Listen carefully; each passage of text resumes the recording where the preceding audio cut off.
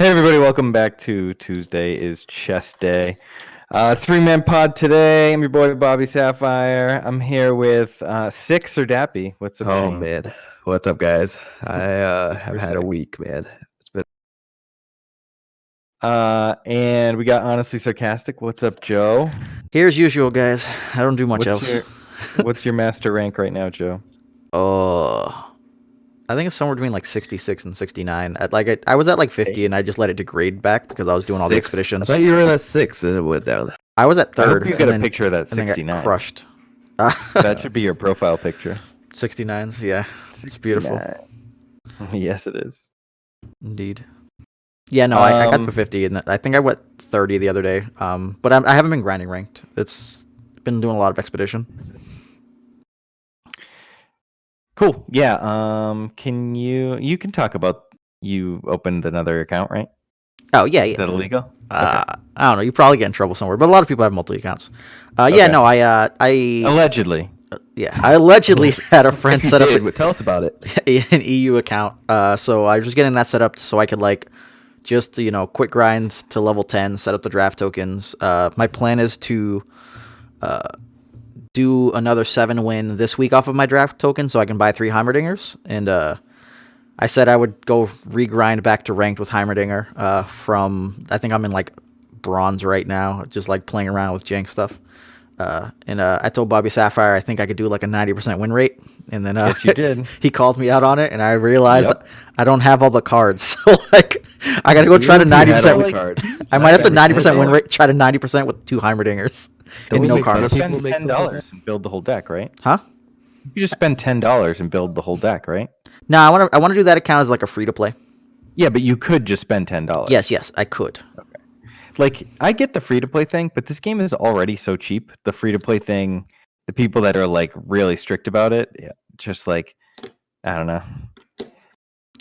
I think it's great. I think it's a perfect balance of just totally great. But if you want to play something, everything is so cheap that it's not like Magic where you have to go chase down 4 mythic rares or 20 rare lands that each cost $20. You could drop $10 and have any competitive deck. Oh yeah. I agree with you. That's what I'm trying to say. I think it's perfect. Okay. You can stay free to play, or a minimal amount of money, and you have competitive decks. So I think Joe should drop to $10 and get that 90% win rate. Yeah, I mean, if you could. I'm gonna do it. I'm gonna buy the 3 dingers, and we're gonna try to go 90% from gold. Okay. I'm gonna get absolutely destroyed. Yeah, I mean, I just I don't know. I don't know why that's fun, or why you want to do it, but to each their own. I just can't identify with wanting to regrind all those low levels to especially you did it with Dinger, so to do it with the same deck you already did it. It feels like when I would play 25 hours of The Legend of Zelda when I was a little kid, and then my brother would come hit the reset button, and my entire game was erased, and I'd be like, "F this," and throw the game out. Yeah, never again, dude. Speed runs, baby. Speed runs is how many can I do it in from gold to master on EU? All right, you need a hobby, bro. It's not this. Need a job. Yeah, you need a job is what you need. I don't know. We both threw money into our NA accounts, and I don't know. I've been frivolously spending my coins, and I still have 2,000 coins and 26,000 shards or something insane. So whatever. It's just it's just whatever to me. I made the mistake of putting $100 in, and I've spent 900 coins. I have 10,000 left and 24,000 shards. I didn't expect 10,000 coins left. Yeah. Oh my god. I mean, I put in 50, and I've just been I'll just buy champion wild cards every week because just to store them up because I don't know what the hell am I gonna do with these coins. Yeah. Well, I thought I would fail at draft after going 6-6 that first time and being real sad. Who knew I was just gonna 7 run almost everyone after? I was okay. I will say though, I wonder how they're gonna do. I wonder if there'll be a different type of wild card, right? So you can only use those wild cards you have on the first set, and then the next set you get a whole separate kind of wild card to use on that set. Because I feel like there's got to be a way to let them easily catch up people, right? So they can give away huge amounts of the first set's wild card, and then they can use the second set's wild card for people to grind again. I feel like that would alienate too hard, right? Yeah, I agree. I think by the time they'll they just come out with follow the second Magic set, Arena model. yeah, they would let people buy, I think, at that point. Whereas, like, they hit the second set, and now new people getting in are going to need to catch up quick, so as you can buy additional wildcards and stuff. Like, soften up the amount of wildcards you can get. Instead of, like, 3 champs a week and 3 epics or whatever, like, 6 champs, 6 epics, and then whatever on the rares and commons. And then this way you could actually just buy a deck if you wanted. So you're saying that the wild cards would be able to use for set 2, and they'd up the number you can buy, so you could get set 2 quicker than set.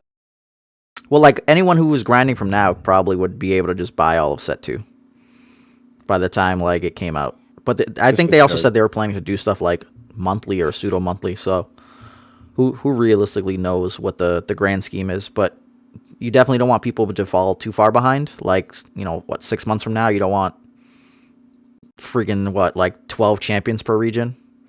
24 champions per region would be like insane. Well, that's what I was saying. If they're going to do it, they would just make it to where the first set's wild cards could only be bought for the first set, and then you just have a whole new wild card. I don't think that alienates anyone because we all did it for the first set. Why would we do it again for the second? Correct, but why would you screw new people who would then have to get wild cards? No. They just would be. You could buy a lot more it would just open it up. You want the full set? Here's how much the full set costs. It costs this much a wild card. Yeah, I just don't see them doing that because the entire point was to make free to play easy. So if everyone who was old picked up a bunch of wild cards and we couldn't use those on the new cards, like, people would riot. Well, they don't do that with League. What I'm trying to say is they don't do that with League, right? So if you came in today, they might do like a bundle, right? They do these bundles now in League where if you just pick up an account today, you could buy like the starter bundle and it'll have all the starter characters that they first made whenever they came out. I think they're going to do something like that where they're going to make all the wild cards you could buy, a starter bundle that will let you have like all the key core cards that we already have. Like they already have that kind of bundle, and then they'll have new wild cards that you can't use. So I'm using up all my wild cards. I'm using up all my shards. Shards might be the only thing because like the dust from League does go between sets, but I think the wild cards are going to be split. No, I don't see that happening. I don't see why you think that's going to happen based on like even just League of Legends, where like you come into League of Legends and all the old champs are just cheaper. Is what they are. Well, the thing is, like, so someone like you or me who have, or Joe, who's like, okay, I bought all the wild cards up until the next set. I've never used them. I've only grinded and got all the champions. Now I have 30. I don't know how many would it take to get all the champions. I don't know, like 120 wild cards. I don't know. I'm trying to say is like I save up that much. Now I have set 2 instantly when they want you to grind through the sets. They don't want you just to have it all of a sudden. So I don't think they'll have wild cards that'll let you just all of a sudden have set 2. No, I think they'd be fine with it. I don't think so. No, like you can literally throw money at League of Legends and buy all of the characters if you really wanted to with RP. The big thing was like that's RP, not wild cards. Well, RP is coins, and they give you wild cards. Sure, but the rationale behind why they restricted the wild cards was because their concern was day one, you'd have people throwing money in and just own, complete meta decks, and it would like kind of crush the early ranks and kind of just make people feel sad, right? Like you just sit there and you play against a bunch of Hecarims and stuff, and you'd feel like pretty much obliterated. So like even right now, like when I had to reclimb through Iron, I was playing against meta decks. But the people had to literally do it off of wild card stuff. Yeah, so I'm saying you don't think that they're going to take that same concept they had at the very beginning of this and they're not going to have it for set 2. They're going to have a different concept that you could just buy. No, because they talked about getting rid of the limitation on the wild cards. Like they're trying to figure out what's the best way to handle it. Right. That's what I'm trying to say is they're taking away the limitation. I think that's what they're going to do. They're going to say, I take away the limitations for the set 1 wild cards. Here's set 2 wild.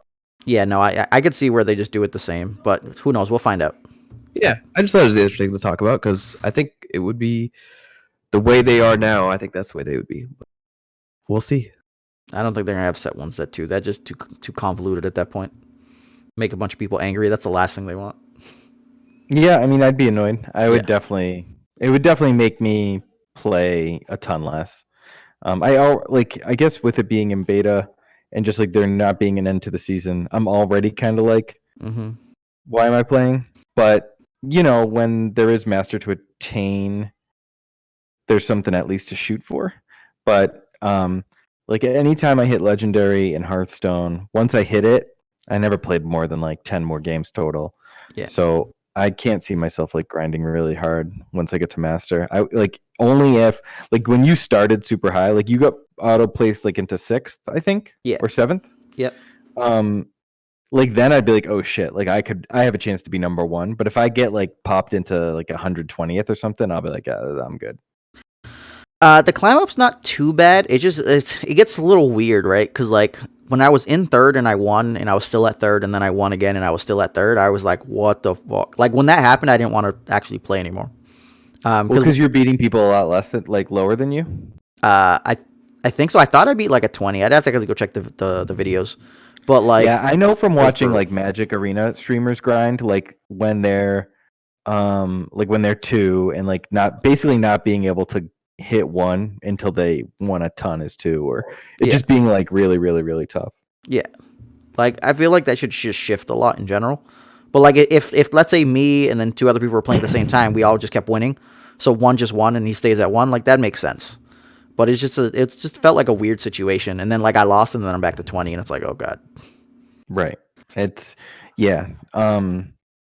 It's tough without knowing like what the ELO is or how they're doing it. So yeah. I guess we should talk about our week. So you said you've been mostly doing expeditions. Have you been going like with any certain formula since you go to 7 every single time?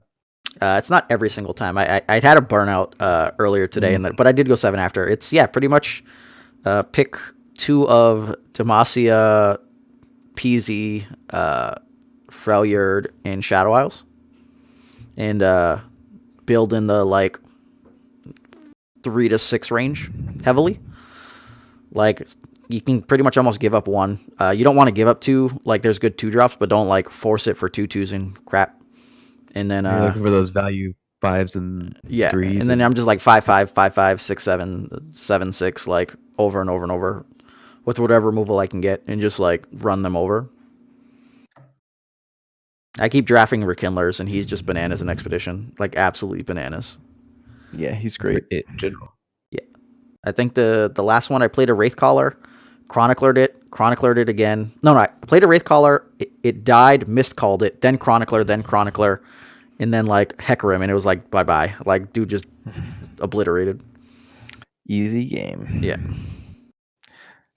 Shane, what have you been doing? I'm about a week behind you, Mike. I think every week I'm like, you're hitting the next level and I'm hitting the next level. So I'm in Platinum 4. I grinded up this week, but then once I hit Platinum 4, I'm kind of the guy that's going to stay there for a little bit, messing around with stuff. So I'm playing some Olnix, or how do you say that? Elnux. Yeah, I've been playing some Elnix. Been finding that really fun. Trying to find a good way to make that consistent. And then enjoying like the Lux. I think we talked about last week. I was going to find some fun with Lux, and I think they found it before me. But Lux Karma is a lot of fun once you get the combo off. So that's what I've been kind of doing. I plan to probably this week try to grind up to Diamond. Yeah, sweet. So I hit Diamond a couple days ago.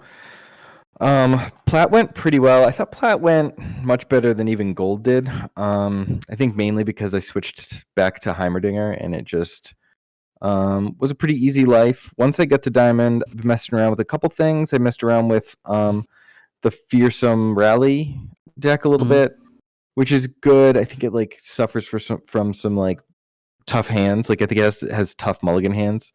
I tried some other random decks that were sort of top of the meta. I was at Diamond 3, and I think I fell back down. But I've been sick, and my family's been sick, so I haven't played as much. And I basically only been playing from my Surface Pro, so it's like I'm always holding a baby or like around my family, not grinding too hard, and certainly not in like a focus environment. Just sort of adjusting to the patch changes that we talked about last week on the pod. And I'll probably look to try and make a run to master. I'm like back to work this week. I had vacation last week. Maybe later this week, do some expeditions after chest day, and just try and hit that master. Join Joe in the master ranks. I want to see if I can get to master twice before you can. Let's go. Man, you rolled your eyes at me last week when I said you grind. I don't have as much time to grind, and you're like, oh, who has time to grind? That's Joe right there. He has time to grind. Joe definitely has time to grind. I have time to grind, but I don't want to. I want really high win rates, or I just don't like playing. I have to stop after like every single like rank up. Oh man, I take the high win rate for the quick games. Like when we were the Jinx was going hot, I loved. Yeah, when Jinx was going hot, I hated life. Yeah, you did. Yeah, it was a tough adjustment. I guess we wanted to talk about that, and we could talk about in general, just like I think right after the patch, like Mhm. Jinx just became the hotness, and like burn and aggro was just super super hot. And think we talked about this a little bit last week, just how fast the turnover of an online games meta is. It's just so fast. Mhm. And it reminded me a lot of like classic MTG, like Magic formats, where you'd go to the first system open, system open, the first Grand Prix. like Star City Open or a Grand Prix, like whatever it was that first weekend, because they would release a set. You'd have like one weekend where it was a Star City Open, and the next week was a Pro Tour, and like those Star City Opens would always be won by like crazy red deck burn decks, or red deck wins, or burn or goblins or something. But like no one would run that at the Pro Tour, and the whole world would adjust. And like we got that, only we got it in like 48 hours. Like burn was everywhere for 48 hours. And then it just completely fell by the wayside. Yeah, like I'm actually still seeing it a little bit. And there's like differing variations because there's a type that can refill their hand, and then there's the type that can't. So like Jinx, you're seeing it all like in all the lists roughly, but Augmented Experimenter is in some of them, and they play a little bit slower. And then there's the other lures just don't have it, and I really enjoy playing against the ones that don't have Augmented, because if they can't reset, like it's not too hard to kind of stop them a bit early, and then they just can't get in. But Talking like spider aggro, right? I'm actually much weaker to spider aggro than the Jinx deck. Oh, gotcha. I was thinking like spider aggro the same way, right? Though once they start dropping all their dudes, and if you can wipe them a couple times, then they're done. Oh yeah, because they have no way to refill. Yep. Well, they can do it off Jinx, but if you have like the get excited for Jinx and she can't flip immediately, like you're good to go. Oh, I'm talking like there's I don't think the Jinx I'm talking about spider aggro on the Mobalytics. Yeah, you're talking about we haven't seen that in a while. I just meant in general, like spider aggro had no draw. The Jinx still has draw. Like even without Augmented, it's just not as heavy.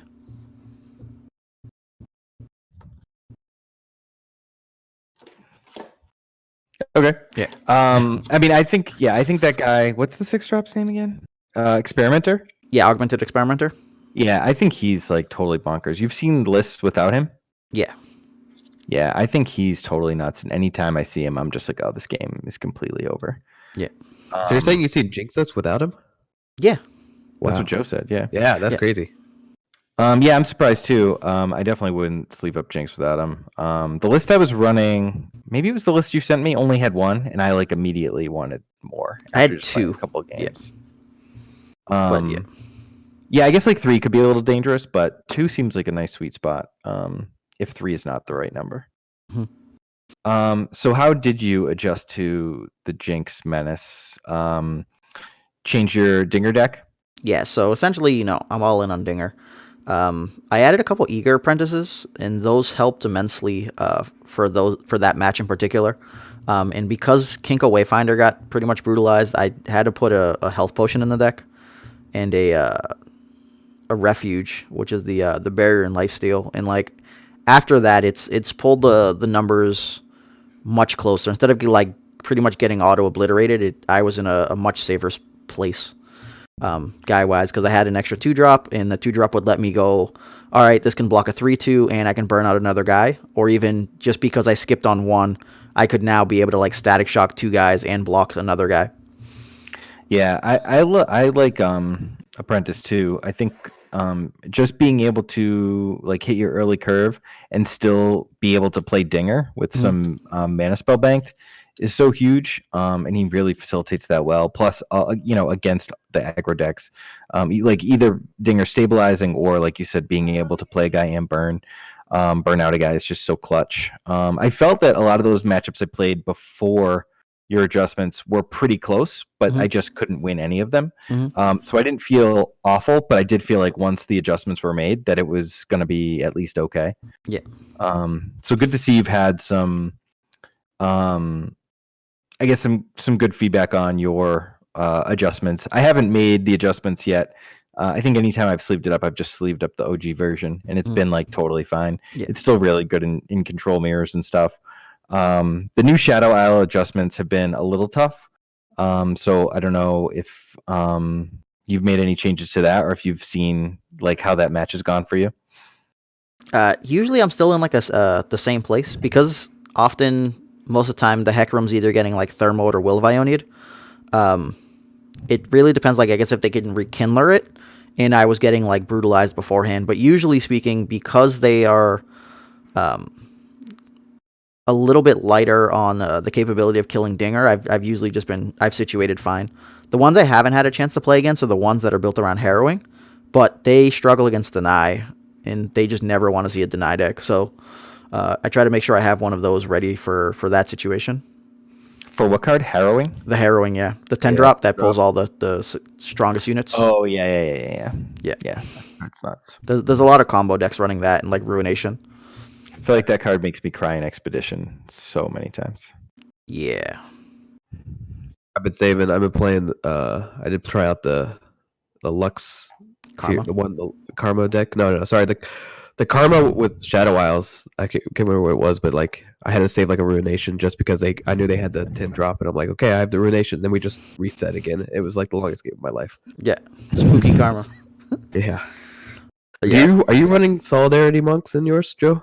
No, Heimer? I hate Solitary Monk so much. I run Chump Bumps, and like in all the lists I've seen from people, because like I'll watch a little bit and I'll like check through stuff. No one for the most part they're not on Chump Bumps. No Rummage. They still have like two to three progress days. I think it's usually on 2, and like I've absolutely adored Chump Bump and Rummage. It's been bananas tempo wise.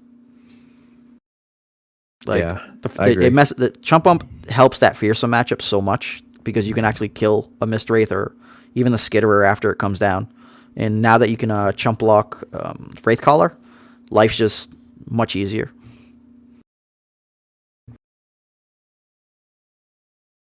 Yeah, I should probably try to get back to Heimer control. Maybe that'll help me grind up. I've been having too much fun with these Lux Karmas and aggro decks. They're definitely interesting. I have to get more games in to like give more data for the adjustments, because like I really don't want the health potion. I feel like that's relatively terrible, but at the same time, once you land Karma and she flips, having a health potion does set you up for really good spots for progress day. I'll say this: anytime I play my Karma and she gives me a health potion, I'm pretty happy about it. Yeah. It's just I don't want it in my deck. Yeah. But every time I get it, I'm like, oh yeah, 6 health, let's go. Dude, even when she gives the 7 health one that you draw a card and it costs 7, you're like, all right. It costs 7. It's like I'm doing this. Yeah, but then like I you got look that at the other day, it was so funny. you look at the difference and it's like, wait a second. It's no longer fast, and I have to pay 4 more to get 4 health and draw 1. Like, oh, I don't know, 6 more, pay 6 more. 6? Yeah, for like drawing a card and 4 health, and I'm like, all right, I'll just put the health potion, and I think I took out the True Shot Barrage because it wasn't viable enough, I felt, anymore. Yeah, it would be a blowout, but it was so expensive that like the times it was a blowout, you had to play it on 4, and then you were tapped out for your Dinger on 5, and it's just like tons of situations that it was really, really great in that moment, but you knew that when the tide comes back, it's gonna hurt even more. Well, we've also just as bad. We've been seeing less of the like kooky, elusive Demacia versions that had like multiples and then like the back-to-back situations, because then you True Shot on yours and force the back-to-back early, and then they go to their round and they don't have it, and you're like, okay, cool. Yeah, there's definitely a push and pull of like making sure you mitigate on your turn, like to draw out those kinds of things so they don't blow you out against your health total, which is something you got to do. But are you having trouble with the elusives? I know there's a new elusive. No, like I haven't played against the Ginkgo elusive deck. I actually don't know how to say. I want to say Zyzo, but I actually don't know how to pronounce it. The whole like Zed with Elixir of Irons and like Omen Hawks with like Ginkgo Wayfinders. I've seen it played. It seemed like it's pretty solid. I haven't played against it, so I don't know like how strong or weak that potentially is.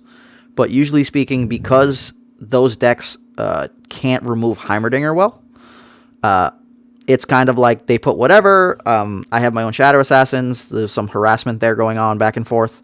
But they have to like dodge my removal, so like it's a struggle for them to tap out because I can just kill a guy like right after they tap out. Yeah, And then that once I make matchup is elusives, it's also over. Yeah. a spot where like if you do draw your static shock, it's just like a huge blowout. Mhm. Yeah. They might some have like two oh wait no like I was playing the Demacia one because they had Radiant Strike and I kept losing to the Freljord one in like the pseudo mirror, but they don't have like most of their tricks are like to frostbite other people, right? So they don't have as many pumps to like save them from something like a static shock. Yeah, I think it's just Elixir of Irons. Yeah, and they have they have Right, those, too. and they have Denying will. Twin Discipline, Oh yeah, yep, twin. and like obviously the Omen Hawks can do work, but the it just has the potential to own it. Yeah. Yeah, I think that Heimer would be fine. I'm sure. I think this elusive Kinko shows that like elusives aren't dead if you can't deal with them. If you don't have the removal like Heimer does, like I've had games in round 5 because I couldn't deal with Omen Hawk into two 4/3 conspirators down, and then they hit on round 4. They hit the Kinko Wayfinder to put in 2 Blade Scouts, and I'm like taking a ton. Oh yeah, especially if they get the because they still run Lifeblade, right? Lifeblade, yeah. So like if he's 3/3, or that's like a wrap for most regular Yeah. decks. Yeah. Because like you're not racing that. You want to talk about games ending on turn 5? I played a few rounds of that Elise Darius. Yeah. Deck. Like when it goes off, it's just so absolutely disgusting. Like easy turn 5 wins. It's pretty fun. Yeah. When Elise flips, but- it's a degenerate. Yeah, when Elise flips, it's ridiculous and like it's pretty easy to flip her. But then even like there was one game I only drew 3 guys, and when he tapped out to kill my other guy on 5, I had mana and the cards enough to pump the other guys for plus 14 to kill. That's disgusting. Because it was So like Might and Brothers Bond. yeah, it was like Yeah. Might. It was Mark Brothers Bond, and I think something else. It was just it might have been 2 Brothers Bonds, right? Because they're 8. Yeah, I think I had 2 Brothers Bonds and 2 Marks, and he paid 7 to Vengeance, one of my 3 guys, and then I just plus 14 to the other 2 guys. Boom. Yeah, I mean it like, but then if you don't draw Elise or they kill Elise, all of a sudden like you're drawing nothing but crowd favorites, and it's like, oh, okay, never mind, this deck is terrible. Yeah. So high ceiling, super low floor, but it's wicked fun. There's also like the Elnuck setups that people have been getting really, really upset with, Oh right? man, Like, I love it. I mean, That's you so just good. add the cards to any deck, and you have it.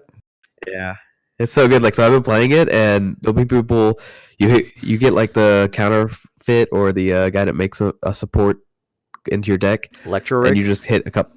Yeah, the Electro Rigger. So you play both, but like you get them off, and you get 2 troops off, and people just cry because they have to like I had one guy like do Ruination versus me in one round, and I just dropped my other troop and fill up the board again, and he just surrendered. I was like, yeah, that's about right. And I was running like War Mother's Collar, which is just so good. Like, so the great thing about War Mother is that like if you're running the 5-drop 5/5 that pumps everybody, and the Hearthguard. yeah, Hearthguard, and then the other guy that's Allegiance, give the guy +3 and Overwhelm. Outriders? They're both have Yeah, Erosin. hold on. I think it's Outriders. Trying to think. But if you do it enough to where you do that, then like I had one time where I played War Mother's Call, and like one round was the Hearthguard, the next round was the Outrider, and the next guy came out was like 12/12 Overwhelm, and it was just Yeah, I mean that buff in your deck, like stuff, is just can get completely out of hand. Yeah. Hearthguard does some sweet stuff, man. Like, I had Heckrams in the deck, in the Expedition one, and Heckram came out as like a 7/9, and it was disgusting. I was like, oh, Yeah. this is rude. Yeah, it's insane. oh, because it doesn't count. It does the next dude, but the next card could be. Yeah, I was like, how did you get Heckram? But yeah, so your next card was Allegiance, but it was a spell, so No, hit it wasn't the dude, which was Allegiance. Heckram. I Hearthguard, and then like miscalled the Hearthguard. Oh, Because I had gotcha. Chroniclers and miscalls. So I just did it 3 times, and every dude was huge. Like, what was it? Anivia was like a 6 combat. I can't even remember the rest. It was bananas. But I don't know. I think meta-wise, stuff's really interesting. We're also seeing a ton of just like the Harrowing Ruination versions. The Spooky Karma list, I have not run into it, I think. Or if I did, maybe I didn't know, because like if she comes out before 10, she's getting blown up, because they don't play a ton of dudes. They do like the deny, the death mark stuff, and like running into the denies is usually pretty brutal because they have to pay 6 to try to do that. I don't know. It's definitely interesting to say the least with the meta right now, though. So on the screen, you'll see that on Swim's website, and this is swimstream.com, he puts his tier 1 as Fearsome Rally, Kinko Elusives, and Spooky Karma. I think Sir Dappy has some things to say about Spooky Karma. Well, I mean, I think just didn't Swim create Spooky Karma? Yeah. Okay. I just kind of feel like that's his tier. He's overvaluing it. I think he's overvaluing it just a little bit, because like if you look at Mobalytics, they have it as tier A, and I think Joe hit on the head, right? I think they're very weak to denies, and they're like thinking it's gonna, because I think even Swim even said on the stream like he's talking about like a non-deny meta. Like if no one's running deny, he says this is like a really really good deck, and I get that, but I think people have, if you look at the top decks like Heimer, Elusives, you're looking at like even Spooky Karma has denies, so I think you can't just, I think it knocks down because it's so reliant on these no denies, right? Like, who's gonna, if you're playing it, you're saving it for specifically those like Deathmark plays or the Harrowing or Ruination, like their blowouts go away. Yeah. Unless they have Karma on the board with 10, which then you've lost anyway because you did the thing you weren't supposed to do. Let them have Karma and be 10. Yeah. I will say though is that the base setup has been quite good for different variations. So like we're now seeing a bunch of like Hecarim, Ruination. Wow, I just forgot the 10 cost card all of a sudden. The Harrowing? The Harrowing decks, and it's just like, all right, that's kind of scary. We're seeing a lot of like Rekindler Hecarim decks, and they're just like, all right, stall, get to this midsection, Hecarim swing, like Rekindler it, swing, yada yada. I saw a picture today of a guy's hand. A grip was 2 Rekindlers and 2 Heckrums. And he's like, I'm just waiting for 6. He's just gonna play Heckram, and then he's gonna play Heckram, and then he's gonna play Rekindler, and then he's gonna play And the Harrowing got crazy inevitability. Yeah, and like I played against the Harrowing the other day, and I thought I was gonna beat it because I destroyed. I that's the one I had the Ruination for. Mm-hmm. But he pulled back 2 Anivias, which I didn't realize that it could do. It can pull back like doubles of champs. Yeah. Oh yeah, and so he pulled back 2 of my own Anivias, and then got 2 eggs, and I was like, oh shit, GG. Yep. You're like, where's my avalanche? I need to do this in avalanche. I took all to do the not die on the Ruination, and I didn't realize he had 2 of my Niveas, and I'm like, well, I should have. Well, there's game. Yeah, that's a little brutal. But yeah, so I definitely expect to see that a bit more. And I don't know, I think the list seems fine for the most part. I'd probably move Spooky Karma down, but if we just replace the word Spooky Karma with it, Hecarim Rekindler, or Hecarim Harrowing, like it's like, okay, that definitely looks like it should be there. I was watching Strife Crow shortly before the podcast, and he had a full list based on Hecarim and reusing Hecarim and Harrowing. Had like Thresh, and it seemed really good. I've been like a Thresh a lot more recently, with all the people like throwing stuff away and playing lots of little dudes and just letting things die. Like I've been kind of hot on Thresh. One thing I think this game needs a little bit more of is like exile a guy or whatever. What's it called? In this game, ban it. What do they call it when they obliterate? Obliterate. They need that mechanic a little more, so there's like more options to not get completely blown out by like someone just holding 2 Hex, 2 Rekindlers. Yeah. Like there's this inevitability that you can't ever deal with. Like you're just never gonna have enough to deal with all that. So I don't know if that's something that they do to like change a card in a patch or just wait for set 2 to come out. But I would absolutely expect there to be a little bit more of that. Yeah, they could put it on some of the damage cards if they felt like certain regions were struggling against it. Like if this card dies, obliterate it instead. Yeah, like what they do with Magic. Yep, but on a side note, obliterate avoids dying last breath. So if you obliterate a last breath guy, you won't get it. He doesn't go to the grave. Yeah, Right? doesn't go to the graveyard. Yeah, I mean, I think that Yeah, yeah, they that's need fair. to be careful with making too much for Yeah. sure, because it could just like wipe out so many like reasonable strategies. But possibly giving it like primarily to one faction and secondarily to another faction in like a small amount could be something that they do, because there's just so many like trigger on death effects. Yeah, they're just huge blowouts. I think it'd be like Piltover probably, just because they're the ones with all the damage spells. So like you could pick a couple out of there to give it to, and it's not so bad. Mm-hmm. Because like most of the other ones don't have it, and you don't want to give it to Shadow Isles themselves. Like Yeah. Right. it's like So I think that it makes sense not to give it to them because they go to the graveyard, right? So you don't Yeah. want to give them stuff that makes it go away from the graveyard. So Yeah. I don't think they would get it. so that they can hate themselves out. Yeah, no. Like I think it's more of like I think you get that, but I think we need there's not a lot of bring back followers. It's always bring back the champion, right? Well, Like, Miscall can pull back any dude. Harrowing's strongest guys. It was just Rekindler that's champion only. I was just thinking though, like but you don't get a pick, right? Rekindler is the only thing that's like if you only run one champion, you get to pick, right? Mistcaller, I guess, is if that thing died, it comes back. Miscall is one of the things that you had that died. So anything in the graveyard. Yeah, and right? Rekindler is the strongest champion. Yeah, but there's ways to make that the only. I don't know. I was trying to think of like I've only seen it really be a problem with Rekindler kind of style, like miscalls. I don't see in any really meta deck, and I don't see the other guy that like revives somebody to your hand. Oh, Scribe. No, because Scribe's random. That's why. And like you have to actually pay for it. But I think Miscall is actually really good. Miscall doesn't work well with Hecarim. Because there's very few circumstances where the Hecarim died and like nothing else died. If you're trying to like give yourself 100%, but if you needed to do something where you like, they cast the removal, they thermoed your Hecarim, you could miscall it just by having the 3-up, and it treats it like a pseudo deny versus PZ decks. Because I've thermoed many a Hecarim. Yeah. I Yeah. just think it's more Like- about bringing the champ. Like, all right, I guess I'm spending all 12 mana to kill this heck. Spend at least 9. Make sure that dude can't get Mark of the Isles. Yep. Got to blow up that a few too many times. I'm like, mushroom, do 7. And then there's like Mark, and I'm like, should never play those mushrooms. You mushrooms, you tricked me. Tricked by my own mushrooms. I was trying to set up for a progress deck. I know, dude. There's nothing worse than like having 10 cards in your dinger hand and being like, I can't do shit. Yep. Life. We play Life. so much Dinger. True. Hey, Dinger. I mean, it's just good. It's just good and solid. He's And broken. when people are messing around doing other things, it's just really easy to be like a very simple and solid control deck with a lot of early burn. Yeah. I feel like I like him because he's broken and people aren't just really mad at him because they're mad at Hecarim and Shadow Isles.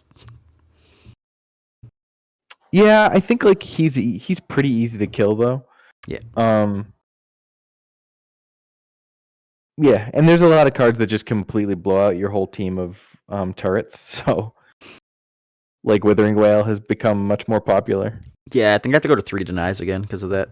Yeah, it's just like, oh, okay, and it's fine because it just like sets you back a bunch of turns. But like, if you're not careful and you go all in, you can definitely get caught with your pants down. Yep. I think Heimer's like the ideal like control mid. Like I'm gonna just control until I get set up and hope to swing. But I love that. I don't think anyone's gonna be mad about that, right? Because they know what you're coming in to do. They know your game plan. It's not like it's not like Hecarim where it's like, man, I have to deal with Hecarim and 2 other dudes and it's 10 power and then I have to hope he doesn't have a Rekindler next round. No. With the things I've done to my opponents, if I was my opponent, I'd be mad. Have you ever tried to play elusives and get through those guys? It just doesn't happen. Yeah, it's tough. They're there for days. It's just it's so easy to make. No, I think that was a good. I mean, with the 9 not being 3 anymore. 3 anymore, I felt like when I played, at least I haven't played your updated version, but I played like the old version. I was like, it's not as easy to just throw out 3s, right? Once I've done through the flash of brilliance, because I think people are playing now Steel Tempest just to get a 3. They were playing it before. They may have gone back to it. I'm trying to think. Like, I think I just went to the 3rd disciplines, and I was fine. Like, fearsome guys are fine. They like a lot of people still can't cope with them well. You don't need that many elusives. I guess I'm trying to say is like once you get to the fearsome level, you're not because once you've played Heimer, you're like at 5, right? And by that time, anyone can drop down a 3+ guy. Yeah, but it's just when you're doing 4s, it's like already static or refuge or Will of Ionia. So just having 4 ones to swing with you're largely fine. Yeah. But I don't know. I'll get more games and stream for you guys so that you guys can see for yourselves. Tell me if I'm wrong. Sweet. Yeah, throw it on YouTube so I don't have to be around when you're playing at 10 a.m. and on a Tuesday. Oh, I meant for the viewers, but yeah. But all right. I do love that when you guys is always streaming when I take lunch at 10:15. Someone's always jamming in the Discord. I try to do it just for you, friend. Yeah, right. I do it after I eat breakfast, pretty much. So then I come back and then I'm playing, and then it's like lunchtime at noon for me. Yeah, I'm definitely the freak that eats lunch at 10:15, but such is life. What happens when you're up at 5, man? Yep, it definitely. And my chest opens early this week, but it's still like during my commute to school. It should be like ready right when I get to school. 6:40 a.m. tomorrow. My EU chest is in like an hour and a half. Are you at level 13? Huh? Did you get to 13? No, it's at 12, which is kind of disgusting because Slacker. I don't even know how. Better go grind games right now. Didn't you say your NA one wasn't even at 10 the other day? Yeah, it wasn't. It's at 13 right now. Nice. I did it today. I had to force it. I was like, okay. Yeah, we'll see tonight. Mine was on 13. Even at 13. Sorry, go ahead. I'll just say mine's not 13. Mine's 12, but I've been sick and haven't played for like 2 days. Yeah, you better go in. Mine was 13 on Thursday. What, really? You played a lot. My God.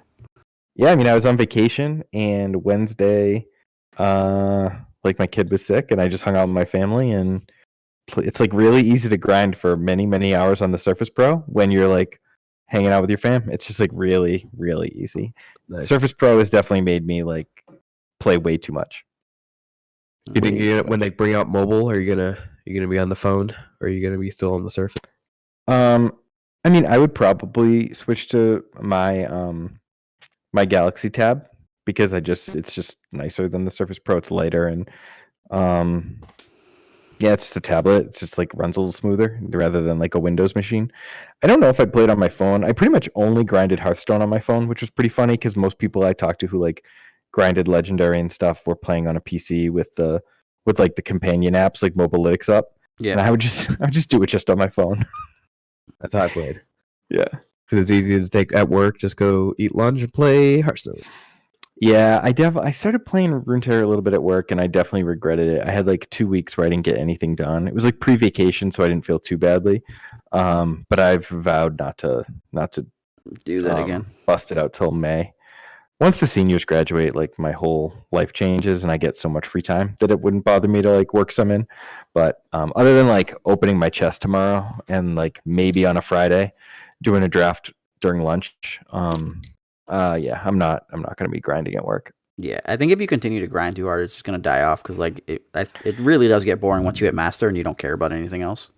I'm like now looking how to build a Poro deck, and it's like, I hate and myself. I think in general, once I do hit master, like it'll all take a step back. I envision myself more just drafting. But even the drafts have gotten kind of boring. And that's how I felt about Hearthstone. That's why I started even grinding ranked. So. I'm hoping that by that time, like it'll be. That's why I've been taking it slow as well. Like I'm enjoying the climb. I don't think getting the master in any kind of speed sense was, my mind. I didn't want to just grind myself out. So I'm hoping by that time the game will probably be like close to launch, and they may be talking about like OP plans, and that's a pipe dream. That's me being hopeful. I was hoping they'd have tournaments by now. I know there's one tournament set up that. The other reason I went to Masters because they do the pairings based on your rank. So if you go in and show that you're master or whatever, you'll get top seeding. So you'll play against people that are like lower. So if there's like bronze or iron players, you actually seed against them. Well, that is cool. Yeah.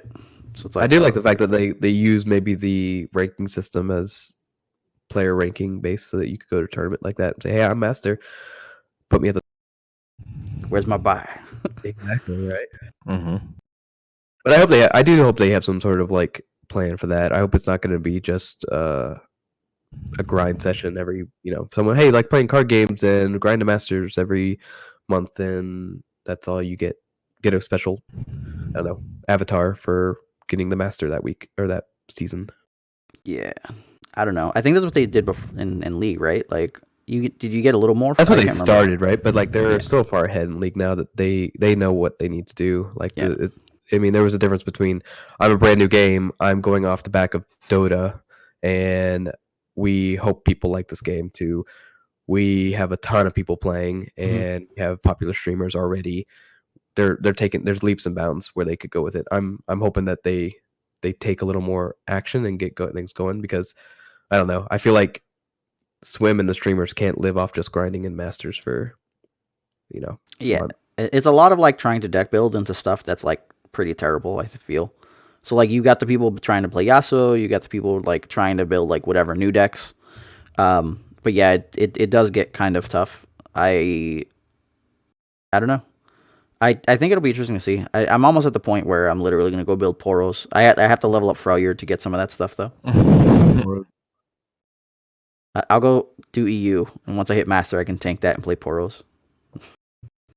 Can't wait. Dude, I actually like Heart of Fluft a lot. Like, outside is so good. Outside of the fact that he doesn't compare to Hecarim at all. Freljord and what? What are you playing? Freljord and what? Shadow Isles. Oh, okay. Yeah, I guess you have to. It's because I'm playing Mistcall. I tried to do Ionia and do like the Wayfinder, just so that I could play like the guy that says every time you play a 1/1, give him +1 or whatever it is, and then like that's Piltover. Get just enough. Was it? Yeah, they get +1. Would your 1-drops get +2/+2? Ionia is the one that tutors up 1-drops if you have Allegiance. No. I thought there's a guy there that gave +1. Is it? Are you sure it's Piltover? It's Piltover and it's +2/+2. I thought it was Freljord and it's +2/+. I'll look. I'm like. Anyway, I was trying to say like doing those two where you like get the both and you get the free like all the 1-drop port. Yeah, it's Professor Von Yip. It's Peltover. When you summon a 1-cost ally, grant it +2/+2. He's right. I play a lot of Piltover. I have to know. I look through like that 3/4 area very frequently. In an expedition the other day, someone played this guy against me, and I was like, "Whatever, this guy ain't nothing." And the guy played another one, and I was like, "Oh." And then he played the 1-drop 2/2, and it was a 6/6, and I was like, I don't like what's happening. Well, it gets scarier if they play the 1-drop 5/5 Yetis. What I need to find out is if it's play or summon. Because if it's just summon, then like if you jury rig or scrap dash, then it gets pumped. If those guys are 1-drops. Summon. Yeah. So we're gonna see if the jury rig and the scrap dash dudes are 1-drops. Because then you don't have to actually run 1-drops, and like you could just spawn 3/3s off of them with your spellman. It's like on 4, you could just like play him and then make 2 3/3s. And feel like you're an Elnuk deck. A Scrap Scuddler is a 1. And what was the other thing? Jury Rig's the same thing. There should be a Scrap Scuddler. They summon the same thing. No, that is Jury Rig. Yeah, they summon the same thing, though. He's talking about the Scrap Dash Assembly is the other card that summons 2 of them. Oh, yeah. I know the other guy, the O2, costs 2. Flame Chompers, yeah. Yeah. Yeah, no, I don't want any part of Flame Chompers. Yeah, a Scuddler costs 1. Yeah, I just was saying it wouldn't work. That's the other guy I was thinking, like, plays for free. Yeah, get some really weird plays going on. But then you feel like you want to play Teemo at that point, because you're like, Teemo's a 3/3, let's go. Seriously. So is it like, if you could... So where are the Poros at? That's what I'm questioning. The Poro, because you lonely Poro, and he gets you a 1-drop? So like, I'm just joking. You're like talking about all these other things that aren't Poro. Oh no. So the Poro thing was like, the harder and lonely Poros, and then like a couple of the overwhelms and Heart of Fluft, and just kind of see what happens. Like, if your lonely Poro decides to bless you with the elusive one, you just wait till you fluffed, and all of a sudden you got like a 7/7 or 8/8 like elusive overwhelm. You're just like swinging. And then you can Chronicler him to make 4/4s, because when he dies, he makes the regular 4/4. So if you just like played it in general, you could like swing and have it die, and then miscall it back and just make more 4/4s over and over. 4/4s for days. Gross. I think if you harrowing that'd also be funny. Like if you're harrowing into like fluffed and like the 3/3 overwhelm, all of a sudden like you made like your own Pursuit of Perfection. Catbot, go! Big overwhelm guy. It's probably a terrible, terrible deck, but it sounds hilarious. Give it a shot. Yeah. All right, we cover everything. Yeah. So all the meta stuff we went through. Let's talk nerfs. If you had to nerf something, what would it be? Besides Hecarim. I'll say, can it be Hecarim? What do you feel should be nerfed, I guess, to make things fair?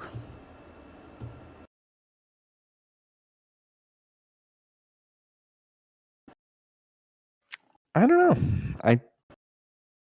I really don't. If it wasn't Heck, I don't know. Like, honestly, maybe Karma. Really? Go ahead, tell us about it.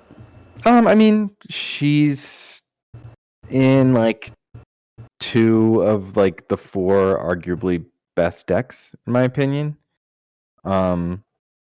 She just like gives like a crazy inevitability for a pretty low cost. You can just slam her and she can auto flip into like, just we talked about Dinger, just like slammer, flipper, burn out from like pretty far out. So I don't know what I would do. Like, I don't know if she should cost 6 or maybe like, I don't know. I just think that maybe she's something to look at because she's just sort of risen to the top. Yeah, from a combo perspective, she's really good, right? Like, you can hit her and just burn people out. You can hit her and then just, like, Dawn and Dusk and make 4 more of her. And then it almost doesn't matter what you're playing. Like, you just do something ridiculous. Mm-hmm. So, yeah, I mean, she's really good. And I know, like, when I look at nerfs, like, I don't have any personal feelings about nerfs or anything. Like, nothing usually tilts me too hard. So, like, obviously, Hecarim, really, really strong. I think that, like, yeah, his stats are just insane and just his ability's insane. But if I'm just looking at what the best decks are, and Karma's showing up multiple times and, the other factions aren't. Yeah, but I feel like the Karma ones are trying to do the same thing, just in different ways, right? Because, like, of the 2 of the 4 you're referring to is, like, Spooky and Heimer. And it's just like, all right, well, Heimer plays different, and I think Karma's there just in case you play against the control match. Because Karma can almost win a control match on her own. Whereas like the Spooky Karma deck is like stall, stall, stall. Okay, we hit 10, and now Karma will combo out to essentially win. And like she's also used in the Karma Lux deck too. And she seems to be the end all be all for like the end game control decks.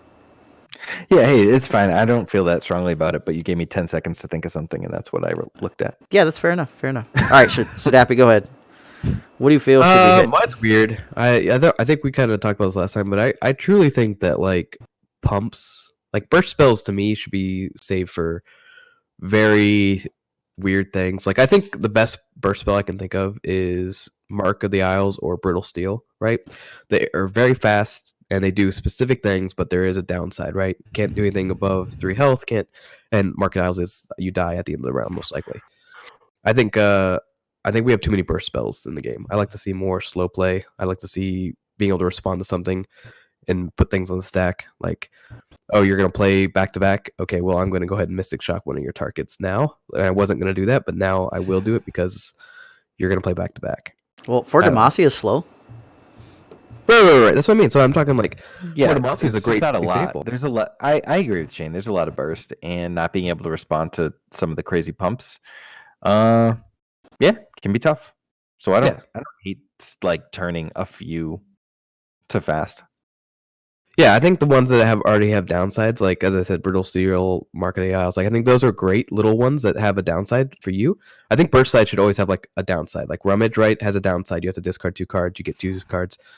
Progress Day, I think, is a great one. That's burst. It's at 8, but you have to use a ton of mana to get that gone, and you draw cards. I think that's fine because it's so expensive. But like the back-to-backs of the world, Twin Disciples, where it's just, oh, I'm going to save somebody, or I'm going to kill you with this without you being able to respond to it. I think that's just where it's. I think they need to be careful on a lot of that. Well, so I guess the question is that your feeling because there's few cards that can interact kind of in that combat step when guys are attacking, like as far as getting rid of them? Because like a regular damage spell is not going to work when you get +3/+3. That's what I mean. Yeah, that's what I'm trying to say is like, so hey, you're going to do back-to-back. Okay, well, that back-to-back is going to kill me. Why would I, like... but I've been holding this Mystic Shot for this 2-cost guy. I can take the 3 you're going to hit me. He's a 3/2, but I can't take the 6 you're going to hit me. But this Mystic Shot's now worthless because you burst speed. Yeah. If I could counterplay by saying, like, you could do like, so I'm just giving an example. Maybe we have 9 mana, right? Okay, I'm gonna attack, then I'm gonna Twin Disciple to give someone +3 on something, and I'm like, oh, I'm gonna Mystic Shot that. Now I'll play my back-to-back, which way the stacking works, right? You get the guy lives and still is fine because I decided to play in a certain, countering spell manner where I'm like, hey, I'm prepared for this, but I can't be prepared for everything. So I'm like, or I can't be prepared for burst spells. I could be like, hey, I should kill this guy, or should not kill this guy now? But if you're gonna play that spell, I'm definitely gonna kill. Yeah. You can't make the decision earlier, right? It's harder to make that decision. So you want him to go from burst to slow, because the thing is you can't do fast because it counteracts frostbite. Doesn't it already counteract? What do you mean? No, see, so if you have a fast spell, it's on the stack. Frostbite would happen, and then the person gets the pump. Like you would never be able to frostbite to answer that pump. Yeah, you're saying you'd never be able to. You would frostbite their initial damage, never the pump's damage. No, I'm saying if the pump is fast as opposed to burst or slow. Because your frostbite spell will always resolve before the fast spell. Yeah, all the frostbite spells are slow. Because they're all burst. Or slow, yeah. Yeah, or slow. Gotcha. Yeah, I think like it. The reason why it does do this is because that's a 2-for-1 blowout. Like you play a pump and then I burn it, and it's like this crazy blowout, and it's like a huge setback. I don't know if I don't think like just turning burst too fast is like necessarily an answer. I do agree that there's a lot of burst, and it's just a lot. Yeah, that's it. There's just a lot. I think I don't know. I've been content with all the burst, but I'm also playing Dinger, so it's like weird. I'm not sitting there playing Fearsomes. I'm not playing like Shadow Isles. So like I guess it's the same shit. I don't interact with it as much because I'm the one who actually runs burn spells, and I run Will of Ionia. So like, does it suck if I throw a burn spell and someone gets the back-to-back? Yes. But like, you're supposed to kind of play with that in mind, right? So like they swing. That's what we were talking about earlier, doing it on our turn. Yeah. Get it. Yeah. So it's just like the entire rationale behind the pumps and like the healing from it is to devalue the damage spells, so that's why they can kind of stay cheap, because you're getting Mystic Shot for 2 damage for 2, but they got to pay 1 for 2 health for just the round. The 4 health one, or the 4-cost one for failure gives 3 health. Bloodsworn or Pledge, I think, or something like that, gives 3 health to 2 guys permanently. So like I think for the most part they've been fairly reasonable about it. I'd say I guess I would say it seems like you're looking more for some 5 or 6 cost spells that are fast that do like 5 or 6 damage. Because like those don't just really exist at all right now. Yeah, you don't have anything that's going to auto kill even if they pump. Yeah. Yeah, something like that. Yep. But I think they've done that for a reason, and it's just because they don't want you to have single card answers to some of the bigger guys, based on like the overall timing. A 5 or 6 damage spell for like 5 could be pretty disgusting fast, because you'd be able to wait for combat and kill most guys, even through the pump. Yeah, I mean, so it's like 2. So in my mind, 2 more mana at 5, I can kill anything at any level. Well, at 7, you went from 5 to 7 for Vengeance. Yeah, that's what I'm saying. Like, but that's the only region with that though. Right. But that's what I'm trying to say is I think there needs to be more of this higher damage ability, right? Like I think it'd be cool. I don't know. Like there's got to be ways to answer these burst spell effects. That's what I'm trying to say. I don't feel like there's any way to answer them. Well, I feel that there's a ton, and most of them just aren't being played. Okay. Well, so like, okay, like how long did it take for people to actually run Will of Ionia in Ionia decks? Like, there were a ton of Ionia decks that still don't run it to this day. And like that answer is technically every pump. You have Vengeance, which doesn't or wasn't seeing a ton of play except for in like the way late game control decks. Answered all of that stuff. As far as like it could single target kill.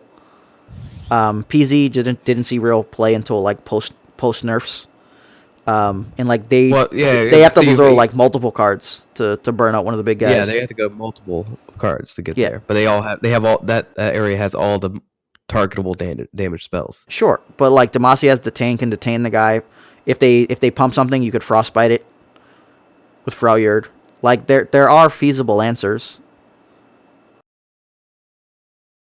I would probably say your concern more on the attack or more of the health? It's just more of there's no way to play around you unless you're planning on like, okay, I have to save these 3 spells for PZ, right? So you have to save a Get Excited and 2 Mystic Shots to hit this one elusive guy that they're playing. This 3/3 guy that they're playing, and I have to do 4 spells. And when do I do it? I have to wait for the pump. Oh well, I'm not going to pump. They're not going to pump. Well, I'm not going to do it now. I'm just going to take over and over. I'm trying to do it damage. They're just going to continue to hit me because I'm not killing it, and they're not pumping.